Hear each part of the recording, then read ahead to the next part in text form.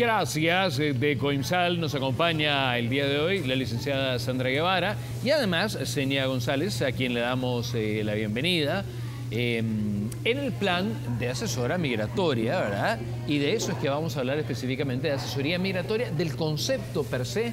Y tú me vas a hablar un cachito y ustedes me van a hablar un poquitito de lo que han logrado hacer en los últimos tiempos a nivel de asesoría migratoria para definir al mismo tiempo el concepto y diferenciarlo de otras actividades que suelen darse. Me parece. Muy sutilmente. Me parece, sí, eso estoy viendo. Muy simple y muy sencillo, Daniel. No mencioné la palabra coyote en ningún momento. Correcto.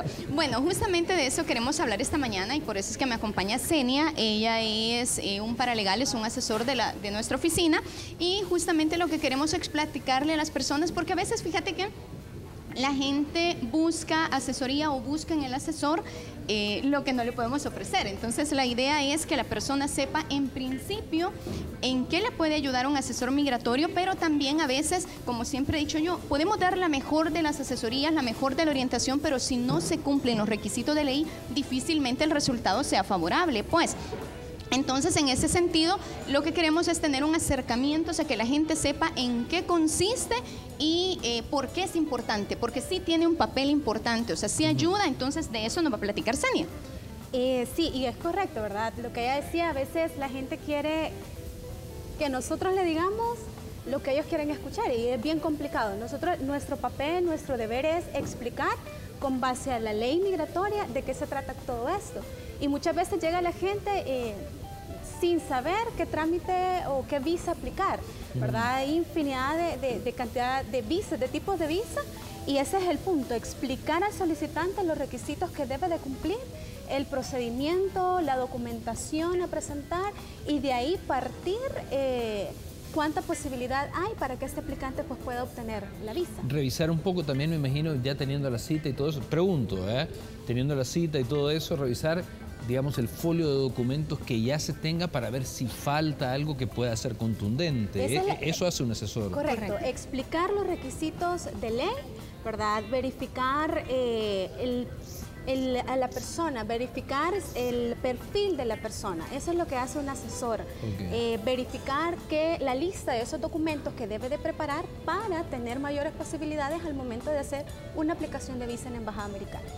Fíjate que algo importante es que la asesoría permite determinar, si no exacto, por lo menos con base a nuestra experiencia y con base a nuestro conocimiento, las posibilidades reales que tiene un aplicante de obtener un visado, el proceso que quiera hacer, pues, ¿verdad?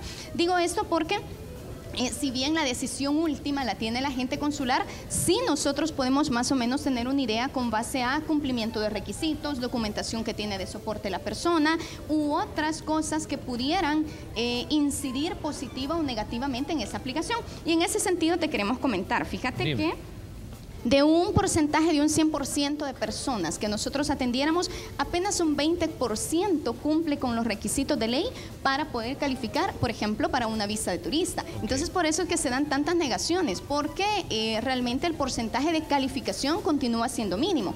A veces por desconocimiento de los requisitos, a veces por falta de preparación, en fin, hay una serie de cosas pues que inciden, ¿verdad?, en que el resultado no sea favorable. Y como te digo, a veces ya hemos hablado, ¿verdad?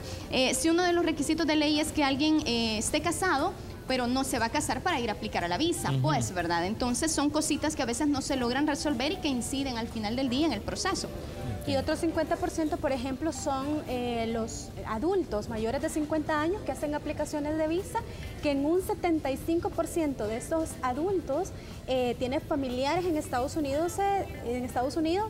Hablamos de hijos, hermanos, y la mayoría de veces están de forma indocumentada ya.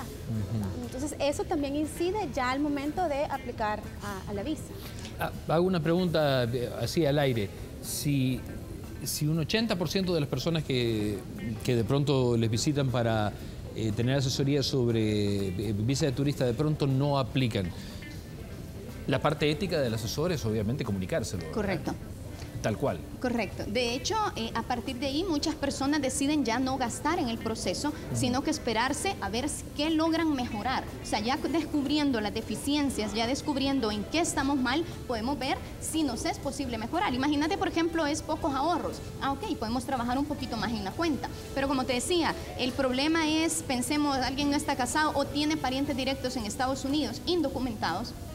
Ahí sí estamos un poquito complicados, pues, pero hay cosas que sí se pueden subsanar. A veces la gente tiene vehículo, pero no ha hecho el traspaso a nombre de él, por ejemplo. Es otra de las situaciones que podemos resolver. Fíjate que en el caso de los jóvenes, nosotros hemos determinado que 7 de cada 10 jóvenes tienen hermanos, uno o ambos padres en los Estados Unidos. Entonces hay un vínculo directo. Cuando un joven quiere aplicar a una visa de turista, generalmente hay un vínculo directo con alguien en los Estados Unidos. Entonces esto le resta posibilidades, amén del perfil que ya es un poco complicado, pues, para el joven, ¿verdad? Porque no tiene suficiente arraigo, porque no cumple los requisitos en esa etapa de su vida, ¿verdad?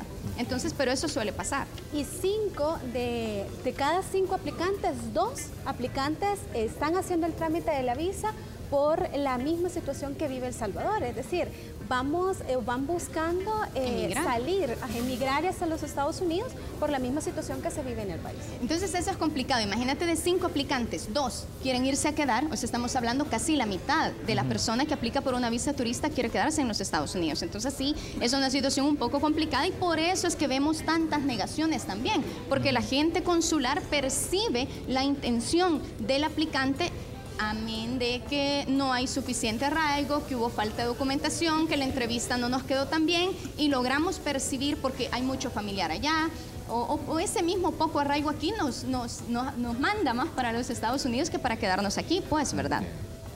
Y otra cosa bien importante es la cantidad. El 35% de las aplicaciones son de grupos familiares y también esa es otra parte que nos ayuda. El asesor, nuestro deber es buscar que la gente misma sepa en qué momento es el oportuno para hacer la aplicación de la visa, ¿verdad? Si nos falta esto, lo otro, buscar ese momento justo para hacer la aplicación de la visa, ya sea individual o colectivamente. Como grupo familiar hablamos de padres, hijos, del grupo familiar más cercano para poder hacer una aplicación de visa en el momento que nos sea más conveniente.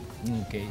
Te queda bastante todavía por decir, ¿verdad? No, un par de cosillas por ahí. Creo que algo importante señalar es que del 70% de personas que nos visitan, ¿verdad? Que nosotros atendemos en asesoría migratoria, del 100% más bien un 70% ya ha tenido 2 o 3 negaciones. No, es gente que ya le han dicho que no y entonces decide buscar ayuda. Entonces a veces quizás lo importante es primero indaguemos y luego comenzamos a hacer gastos y hacer el resto del proceso, pues, ¿verdad?